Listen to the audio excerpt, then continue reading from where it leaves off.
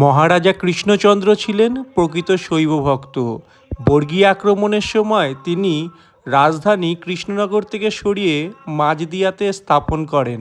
বন্ধুরা, এই শিবলিঙ্গটি এশিয়ার দ্বিতীয় বৃহত্তম শিবলিঙ্গ। কোষ্ঠী পাথরের এই শিবলিঙ্গটির প্রতিষ্ঠাকাল 1754 খ্রিস্টাব্দে। 9 ফুটের এই বড় শিবলিঙ্গটি নিত্য পূজায়িত হয়। শিবলিঙ্গটি অনেক বেশি উচ্চতার জন্য দুই পাশে সিঁড়ি বর্তমান। একদিক দিয়ে ভক্তরা ওঠেন এবং পুজো অর্চনা করে আরেক পাশ থেকে নেমে যান। বিশেষ তিথি ছাড়া প্রতি সোমবারেই ভক্তদের ভিড় লেগে থাকে। তাই শিবের মাথায় জল, দুধ, ফুল, বেলপাতা দিয়ে বেশিক্ষণ দাঁড়ানো যায় না। শিবলিঙ্গের চারিপাশে পূর্ণ প্রদক্ষিণ করা যায়, কোনো কোনো সময় এটি বন্ধও থাকে।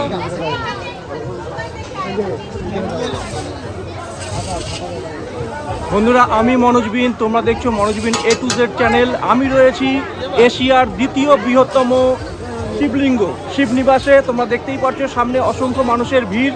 কৃষ্ণচন্দ্র প্রতিষ্ঠিত শিবনিবাসের মন্দিরগুলি বাংলা মন্দির রীতিতে উল্লেখযোগ্য সংযোজন।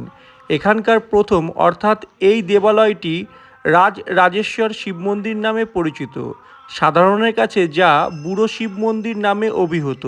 এই মন্দিরটি বাংলার প্রচলিত মন্দির রীতির কোনো শ্রেণীতেই পড়ে না। উঁচু ভিত্তিবেদির উপর স্থাপিত অষ্টকোণ প্রস্থচ্ছেদের এই মন্দিরের শীর্ষদেশ ছত্রাকার খাড়া।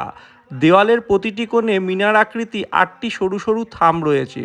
প্রবেশদ্বারে খিলান ও অবশিষ্ট দেওয়ালে একই আকৃতির ভরাট করা নকল খিলানগুলি গথিক রীতি অনুযায়ী নির্মিত।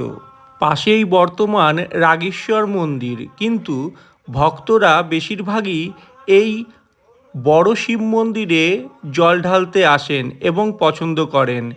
যদিও ভগবান সর্বত্রই সমান, তথাপি এই মন্দিরে উপচে পড়া ভিড় মানুষের নজর টানে। লোকমুখে শোনা যায় একসময় নাকি জলদস্যুরা এই শিবলিঙ্গটি তুলে অন্য জায়গায় নিয়ে যাওয়ার চেষ্টা করে, কিন্তু পারে না শিবের অলৌকিক মহিমায়। যদিও এই কথাগুলি নিছক লৌকিক ঘটনা, বাস্তবে এর সত্যতা জানা যায় না। মহারাজা কৃষ্ণচন্দ্র শৈবভক্ত হওয়ায় এখানে 108টি শিব মন্দির নির্মাণ করেন, কিন্তু বর্তমানে মাত্র 2টি শিব মন্দিরের অস্তিত্বই এখানে রয়েছে। আর শিবরাত্রি উপলক্ষে এখানে লক্ষ লক্ষ মানুষের ভিড় হয়। বর্তমানে এই কাঠের সেতু পার হয়েই আপনাকে আসতে হবে। একদা একসময় এখানে জলপথের মাধ্যমেই এই শিবনিবাসে আসার ব্যবস্থা ছিল। বর্তমানে কাঠের সেতু নির্মাণ হওয়ায় এখন আর নৌকায় করে আসতে হয় না। মহারাজা কৃষ্ণচন্দ্র যখন কৃষ্ণনগর থেকে মাঝদিয়াতে রাজধানী স্থানান্তর করে, তখন এখানকার রাজগৃহর একদম সম্মুখে এই শিবালয়গুলো স্থাপন করেন। কালের অঘোর নিয়মে সমস্ত মন্দিরের মধ্যে মাত্র 2টো মন্দিরের অস্তিত্বই এখন বর্তমান রয়েছে। 1824 খ্রিস্টাব্দে বিশপ হেয়ার সাহেব নৌকো করে ঢাকা যাওয়ার পথে এখানে নেমে মন্দিরগুলো দেখেন এবং এই বিশাল কোষ্ঠী পাথরের শিবলিঙ্গটি দেখে তিনি মুগ্ধ হন। মন্দিরগুলির বিবরণ 1828 খ্রিস্টাব্দে লন্ডন থেকে প্রকাশিত জার্নালে প্রকাশ করেন। শিবনিবাসের মন্দিরের কিছু গুরুত্বপূর্ণ ঘটনা আপনাদেরকে বলে রাখি।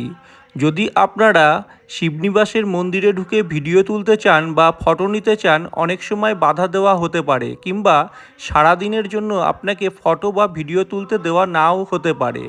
এর কারণ হলো বিশেষ বিশেষ দিন, অর্থাৎ আপনি যদি সোমবার করে কোনো একদিন এই শিবনিবাসে উপস্থিত হন এবং ফটো বা ভিডিও তুলতে চান, তাহলে কিন্তু আপনাকে ফটো বা ভিডিও তুলতে দেওয়া হবে না। দেবাদিদেব মহাদেবের শিবলিঙ্গ, তাও আবার কোষ্ঠী পাথরের বৃহৎ এবং খুবই জাগ্রত, তার জন্য এখানে দেশ বিদেশ থেকেও মানুষ পুজো অর্চনা দিতে আসে। সবসময়ই পুজো অর্চনার জন্য লম্বা ভিড় বা লাইন লেগে থাকে, তবে কোনো কোনো সময় ফাঁকাও থাকে। শিবরাত্রি উপলক্ষে এখনই শিবনিবাসে মেলার ঢল বসে পড়েছে আর অসংখ্য মানুষের ভিড়।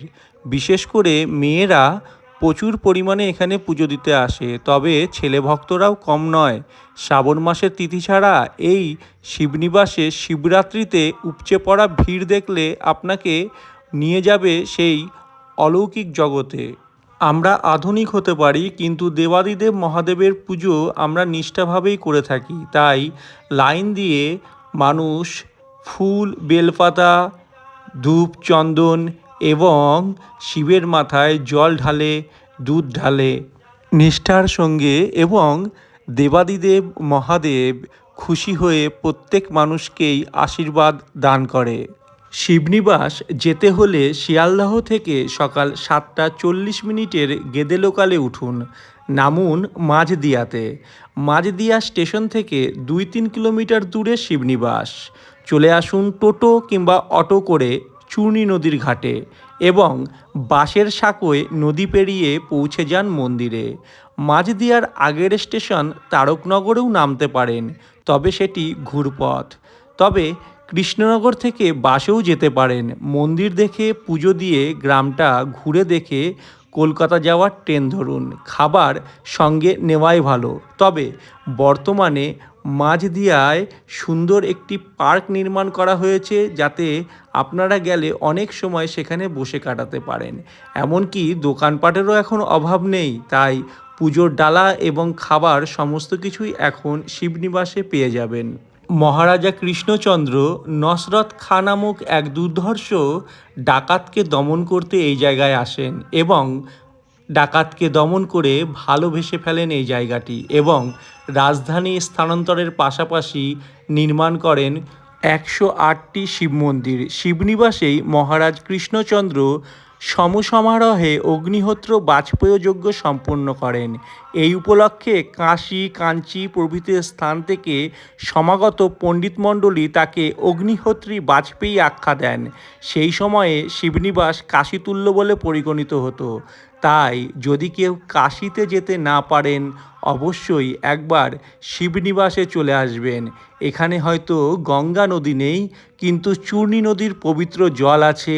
আছে রাজগৃহের ধ্বংসাবশেষ, যা আমি পরের ভিডিওতে আপনাদের সামনে তুলে ধরব। অনেক খুঁজে খুঁজে রাজগৃহের ধ্বংসাবশেষ আমি খুঁজে পেয়েছি।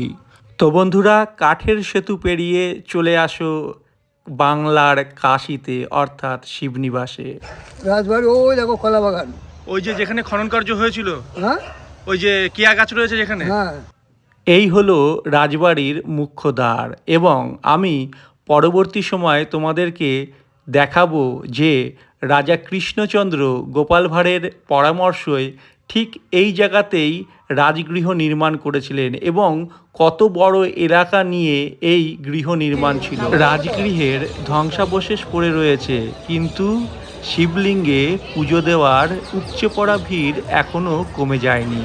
তাই লক্ষ লক্ষ মানুষ এই এশিয়ার দ্বিতীয় বৃহত্তম কোষ্ঠী পাথরের শিবলিঙ্গে আজও জল ঢালতে আসেন, দুধ ঢালতে আসেন।